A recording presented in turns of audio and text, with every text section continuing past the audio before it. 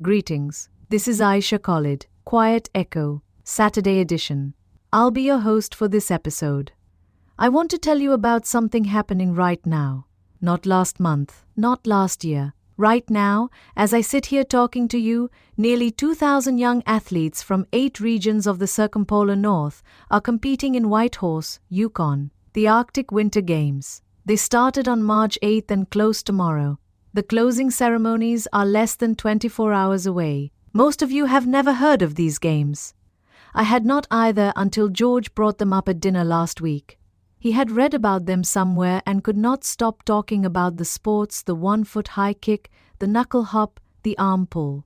Traditional Indigenous competitions alongside hockey and volleyball and alpine skiing. 20 sports in a city of 28,000 people, where the temperature has not climbed above freezing all week. The athletes are teenagers. They come from places most Americans could not find on a map: Inuvik, Iqaluit, Whale Cove, Nome. 8 regions: Alaska, Yukon, Northwest Territories, Nunavut, Northern Alberta, Northern Quebec, Greenland, and the Sapmi region of Scandinavia. They travel thousands of miles, some by plane, some by boat and then plane.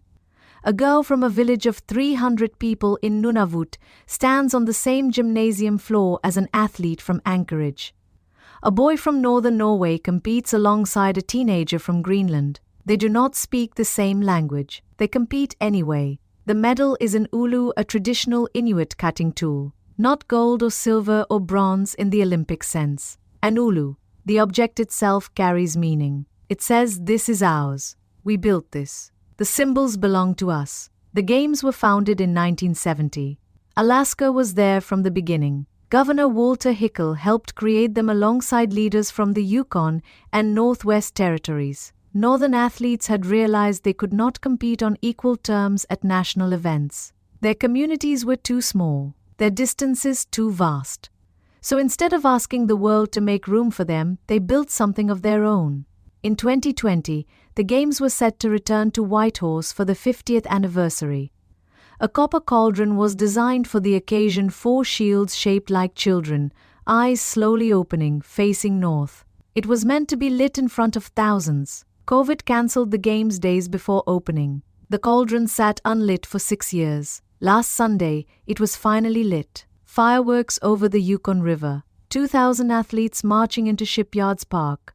A flame 6 years in the waiting. Here is what I keep thinking about. The teenagers who were 14 in 2020 are 20 now. They aged out. Their games never happened. They trained. They qualified. They packed their bags. And the world shut down. No medal. No ceremony. No moment under the lights with their team around them. Some of those young people are in Whitehorse right now, not as athletes, but as coaches. They handed the dream forward because the dream was bigger than their turn.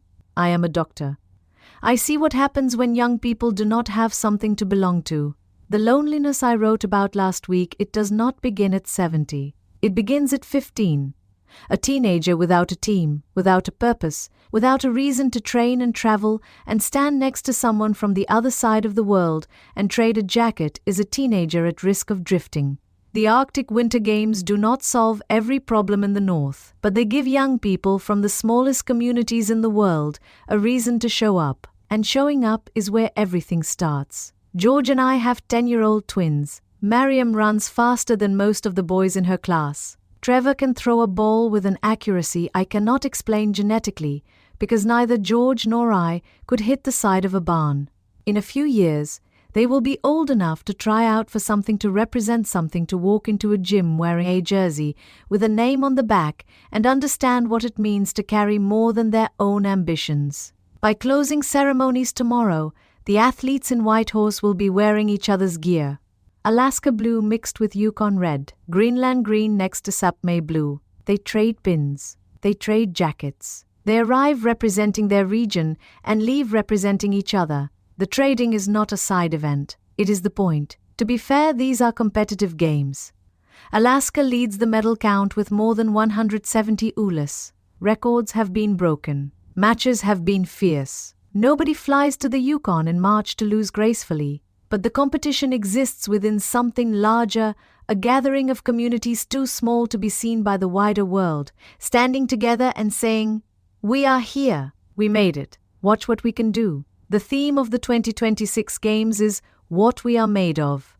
I cannot think of a better question for any young person to carry home, or any community. What are you made of? Not what do you own, not what do you consume. What are you made of when the lights go on, the temperature drops, and nobody is watching but the people who came with you? Cedar Valley is a small town. We understand the question. This is Aisha Khalid, your host for today's Quiet Echo. Thanks for listening. Quiet Echo is part of the fictional Cedar Valley News series, written by Evan Swenson, publisher, publication consultants, and Claude Marshall, AI developmental editor. While the people in town are fictional, the national events they reflect on are real. The front porch is open. Readers of the Cedar Valley News are gathering on Facebook to respond to the editorials, share their own stories, and join a conversation built on respect, honesty, and no party lines. Come sit with us.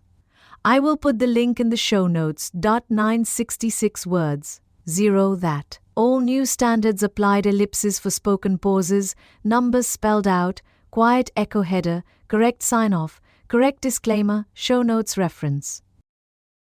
You've been listening to the Cedar Valley News Podcast, where small-town voices meet the headlines shaping our world. From faith and family to front porches and fields. We'll be back with more stories connecting real lives to real events. Until next time, keep your porch light on, your faith strong, and your heart open.